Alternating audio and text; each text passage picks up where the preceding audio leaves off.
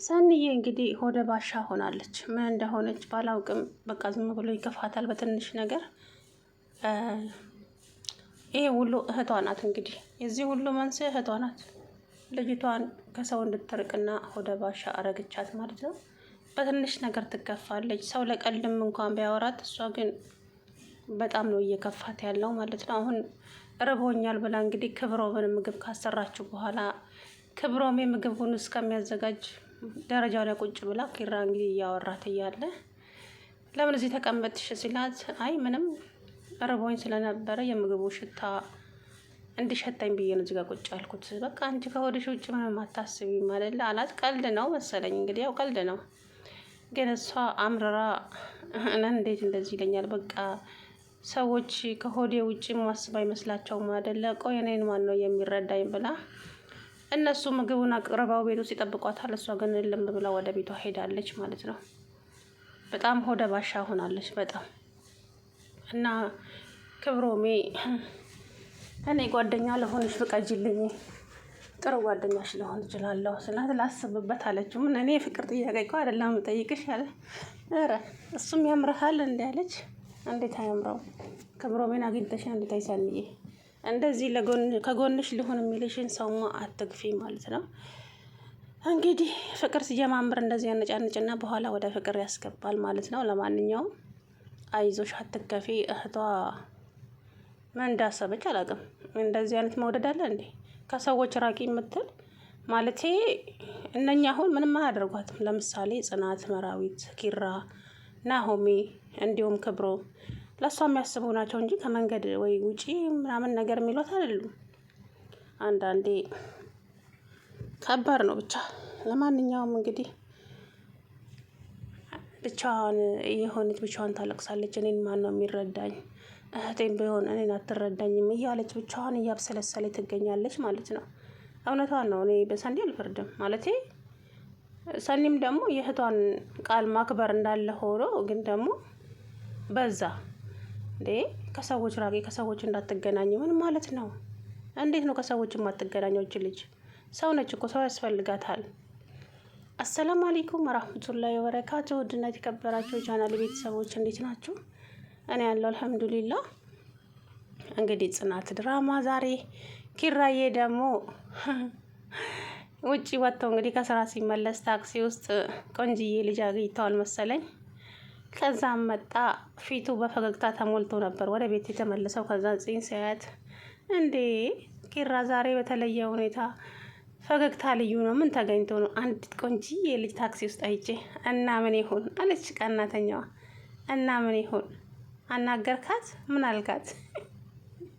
ኧረ ተይ ጽዬ ተረጋጊ፣ ህጻን ልጅ ናት ነው እንዴ? አሁ እንዴት እንደምታምር ብታይ አንቺን ነው የምትመስለው አላት። ኧረ እባክህ አዎ ግን እና እኔም እንደሱ አይነት ልጅ እንድትሰጭኝ ይፈልጋል አላለም። እንደው በእጅ የሚጠፈጠፍ መሰለ እንዴ? ተው ኪራ የምሬን ነው። በጣም የምታምረው በጣም ነው የምታምረው። በቃ አላቅም ጽዬ እና ልጅ እፈልጋለሁ ስትል በመጀመሪያ ደረጃ እኔ መውለድ የምፈልገው ወንድ ልጅ ነው አለች። እሱ የሀሳብ ልዩነት አለ እዚህ ጋር። የመጀመሪያ ልጅ ሴት ብትሆን ነው ጥሩ። የመጀመሪያ ልጅ ሴት ብትሆን እሱ የፈጣሪ ነው ሲጀመር። በፈጣሪ ስራ እኛ አንገባም። ግን ደግሞ ሴት ልጅ ብትሆን በጣም ጥሩ ነው። የመጀመሪያ ልጅ ማለት ነው። በጣም ነው ደስ የሚለው እና ያው እየተጣሉ ነው። እሱ ሴት ይላል፣ እሷ ወንድ ትላለች። ስሟንም ደግሞ እያብ ብሏታል። እያብ እንግዲህ የእያብ እናት የእያብ አባት መባባል ጀምረዋል ገና ካሁኑ። ግን ደግሞ እሷ ሰርግ ሳይደገስ ልጄ መውለድ አልፈልግም አለች። ትክክል ነው። ይሄማ ግድ ነው ማለት ነው። እንግዲህ ጽናት ያ ነገር የለም እንዴት ነው የሚደረገው? የሀገራችን በዓልስ እንዴት ነው የሚሆነው ስትል አይ እሱንማ በቃ ካልሆነ ለአባባ እውነቱን እንነግራቸዋለን አለ ማለት ነው። እንዴ እንደዛማ አላደርግም። ለምን ሲላት እኔ አንተን ማንም ሰው በክፉ እንዲያነሳ አልፈልግም።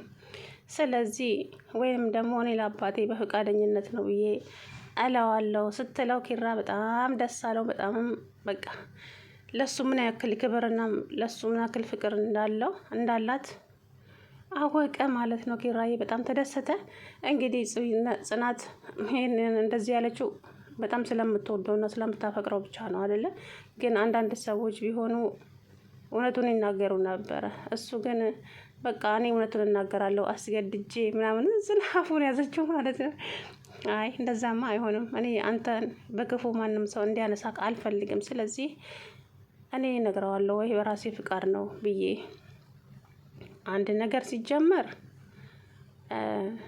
እንግዲህ ብቻ እሱን አንቺ ነሽ የምታውቂው። ለማንኛውም ያው ሰርጉን ቶሎ ደግሱና ልጁን ወለጅለት፣ ለልጁ ማለት ነው። ልጅ ይፈልጋል። ስለዚህ ሰርጋቸውን ደግሱና የናሆሜም እናት ደግሞ በመጀመሪያ ደረጃ መራዊትዬ ቆንጆ ስለተሻላት ደስ ብሎኛል። በጣም ደህና ሆናለች። ዛሬ ሳቃቸው ተመልሷል ማለት ነው። ሲቀጥል ደግሞ እቺ ጨቅጫቃ እናታቸው አሁንም ልጅ ውለዱ እያለች ናሆሜን ጭንቅላቱን አጡዘዋለች ማለት ነው። ሰርግም አንፈልግም ልጅም አንፈልግም፣ በቃ እማዬ እኛ ደስተኛ ነን፣ እንደዚሁ ተይን በቃ። ከአሁን በኋላ ግን እንደዚህ ካልሽኝ የምሬን እንጣላለን፣ እዛ ቤትም አልመጣም ብሎ ለእናቱ እንግዲህ ጮኸባት። ይሄ ሁሉ ሲያወራ መርዬ ሽንጧን ገትራ ቆማት እያዳመጠች ነበረ። ከዛም እናቱ ላይ ተበሳጭቶ ስልኩ ሲዘጋ እንዴ እናትን ነው እንደዚህ የምትናገረው? ምን ማለት ነው? በልዳ ሆኖ ደውላ ይቅርታ ጠይቃት። እንዴ የምትለኝ ሰማሽ አይደል እንዴ? ቆይ እኔ ምን ላደርግ? በቃ ይቅርታ ጠይቃት ብያለሁ፣ ይቅርታ ጠይቃት። እናትህ እኮ ነች ምንስ ቢሆናለች። እና ተቆጣችው። እንግዲህ ይቅርታ ይጠይቃት አይጠይቃት አላውቅም ማለት ነው።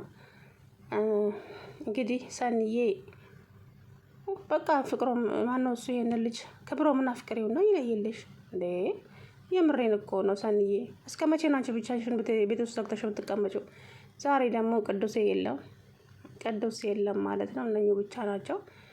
እናም ክብሮሜ በቃ ስለ ሰኒ ነው የሚያስበው። በሄደበትም በቆመበትም ስለ እሷ ብቻ ነው እያሰበ ያለው ማለት ነው። እንግዲህ መልካም የፍቅር ዘመን ይሆንላችሁ።